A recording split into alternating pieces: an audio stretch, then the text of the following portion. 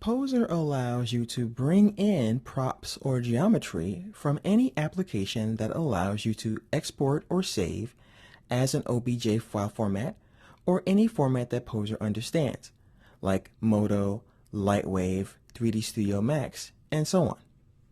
Now, you can also import other file types into Poser, but for now, I just want to show you on my desktop what I have here is a file called head.obj. And once again, this is the extension. It's the Wavefront OBJ file, and Wavefront is the name of the company that used to own Maya. It was alias Wavefront, and then they were bought by Autodesk. And the OBJ file format is pretty much the industry standard as far as being able to go from one application to another. So I can open an OBJ file in pretty much any 3D application that supports it. It's the most widely used file format. So if you're using Blender or any application at all, and you want to bring your stuff into Poser, just save or export in this format. Now, if I go to File and Import, you'll also see that I can bring in a 3D Studio file, a DXF, Lightwave, and here is the Wavefront OBJ. 9 times out of 10, I will choose this file format as opposed to the others. So what I'm going to do is I'm going to delete Andy for now, click on him anywhere, and hit delete on the keyboard. And I'm going to go to File, and I'm going to go to Import, Wavefront OBJ. And you have some options as usual. You can have the object centered when you bring it in. You can choose to place it on the floor.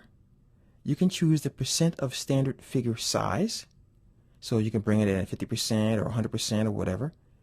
You can also offset it if you want to based on the coordinates X, Y, and Z. And you enter those values here. You can also weld identical vertices so that if you have overlapping vertices that are taking up the same space, they will be automatically welded. You can also choose to make the polygon normals consistent. Normals, by the way, is the name for any polygon or the parts of the mesh that we actually see. You can also flip normals so that they are the opposite direction. The best way to explain this is a crate, a wooden crate. We can see the crate because the normals or the wood are facing us. But imagine that the inside of that crate was invisible, and we flipped those crates and all the planks of wood were facing inside the box. So we wouldn't be able to see the box anymore because the normals are not facing us. You can also flip the texture coordinates. So you could flip on the U or the V coordinates. So I'm going to go ahead and say OK.